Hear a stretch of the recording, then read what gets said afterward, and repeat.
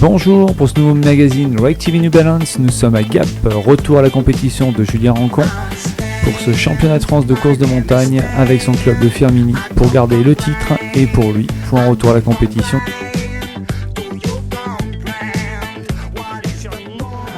Les gars de Firminy sont super motivés pour essayer de maintenir le titre, leur 5e titre de suite et le 6e non consécutif de l'ACO. Le seul problème, c'est que notre leader est dans un inconnu total.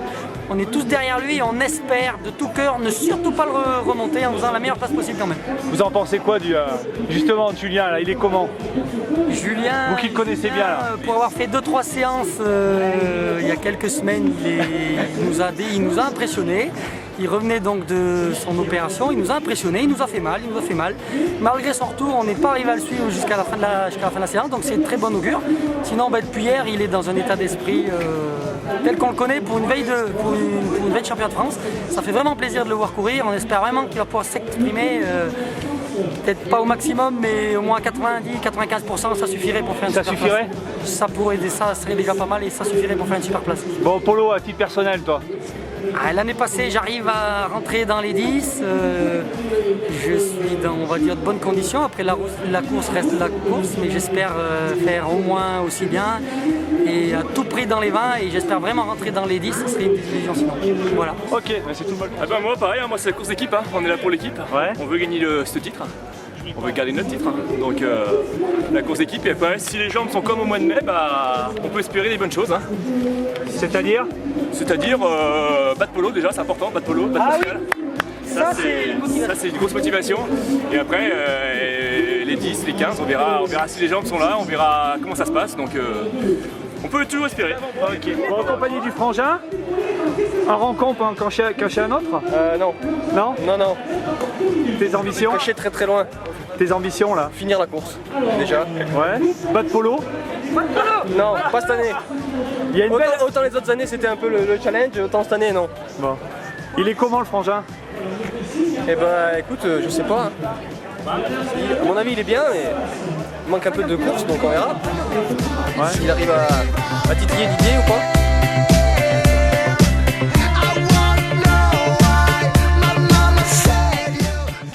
Alors Julien, bien dormi? Ça va. Bon. Pas trop mal on va dire. Bon. Pas de stress, no stress? Un petit peu pour le départ. Bon. Allez, on va y aller. Dès le début, Julien se porte en tête avec Didier Zago, le tenant du titre. Une revanche sur les hauteurs de Gap, ça va très vite. Moins de 37 minutes pour rejoindre le sommet. Et c'est une course où Didier va commencer à prendre l'avantage sur Julien. 25 secondes, 20 secondes en haut du sommet, 45 secondes dans la descente, on nous annonce. Les affaires semblent plier. Julien a de bonnes chances de terminer deuxième, quand soudain, à la sortie du bois, nous voyons arriver un maillot bien connu, le maillot de Firminy, Julien devant Didier Zago. À moins de 100 mètres de l'arrivée, Julien ne sera pas rattrapé et il va pouvoir savourer un deuxième titre de champion de France de course de montagne. Le petit prince est de retour dans l'émotion.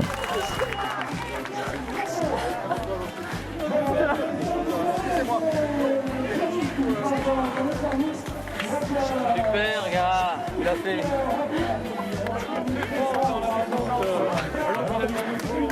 Bravo Didier.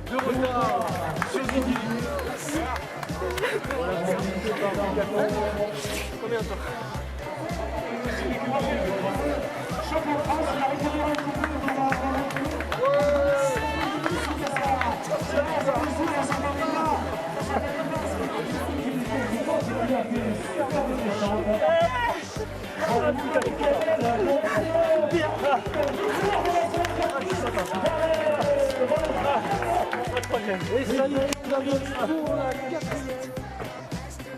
Alors Julien, émotion, sensation, qu'est-ce qui s'est passé sur cette course? Bah, sensation surtout à la fin, c'est... J'y croyais pas sincèrement jusqu'à 3 km de l'arrivée. Puis quand j'ai vu Didier qui coinçait un peu dans le final, bah, je me suis dit faut y aller, hein, ça se présente pas tous les jours un titre de champion de France. C'était mes 15e, j'ai gagné une seule fois, donc je me suis dit c'est pas encore une fois deuxième. Qu'est-ce qui se passe dans ta tête au moment où tu le reprends? C'est je lâche tout Bah, c'est montrer qu'on est là, il reste encore à peu près 2 km à peine. Montrer qu'on est là, essayer de faire le trou tout de suite, tu vois que c'était difficile. On t'a vu entreprenant dès le début de la course, devant aux avant-postes? Ouais, j'ai eu de bonnes jambes tout de suite, après Didier a fait le trou, il est parti presque d'entrée. Il a pris 30 secondes, ça s'est stabilisé, je suis revenu légèrement sur la fin de l'ascension. Je pense que je grimpais bien, j'ai couru tout le long. La première partie de la descente, j'ai perdu un peu de temps parce que musculairement il me manque encore un peu de préparation. Puis après j'ai vu que je faisais 2-3 bonnes enfilades où quand tu vois que tu choisis bien les bonnes trajectoires, tu poses les pieds où il faut, bah, tout de suite ça te met en confiance. Donc bah, j'ai fait une très très bonne descente je pense. Puis à la sortie d'un virage je l'ai vu et je me suis dit bah voilà c'est bon, c'est aujourd'hui ou ça se représentera peut-être pas l'année prochaine. Hein, donc, On t'a vu franchir la ligne en pleurs pratiquement, qu'est-ce qui se passe dans ta tête à ce moment-là? Ouais, on se dit que ça fait 7 mois que c'est pas facile, qu'il y a eu des moments difficiles quand même. Hein. Quand on vous dit qu'il faut de nouveau s'arrêter, que vous avez encore un problème, etc. Et que les délais qu'on vous a présentés en début d'opération sont loin d'être respectés, bah, c'est difficile. Et puis voilà, c'est tous les moments de préparation qui reviennent, des moments difficiles en vélo, hein, quand vous partez qui fait 3 degrés et que vous vous dites il y a quand même le championnat de France, il faut y aller.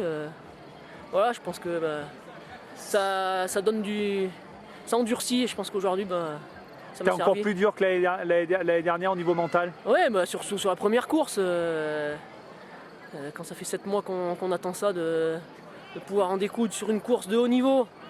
Aujourd'hui c'était un plateau extraordinaire encore une fois. Belle bagarre, hein. Vous êtes passé sous l'heure? Ouais, passé sous l'heure, je pensais même pas qu'on puisse le faire. On disait entre 1h et 1h05 et puis bonnes conditions, un terrain souple mais pas trop gras, donc puis une bagarre presque d'entrée, donc c'est allé très vite, ouais. Ça allait très très vite. Ta prochaine course? Bah là il y a ces championnats d'Europe qui se présentent. C'est quand? Début juillet, le 7 juillet en Turquie. Ça me laisse un mois pour essayer de combler un petit peu ce retard en descente notamment parce qu'il faut que je m'endurcisse musculairement au niveau de l'excentrique parce que j'ai fait très peu de renforcement musculaire et il faudra que je bosse là-dessus. Et puis entre temps peut-être une ou deux courses en montée sèche pour remettre un dossard et puis profiter un peu de ce titre. Julien Roncon sur le trail, c'est pour quand alors?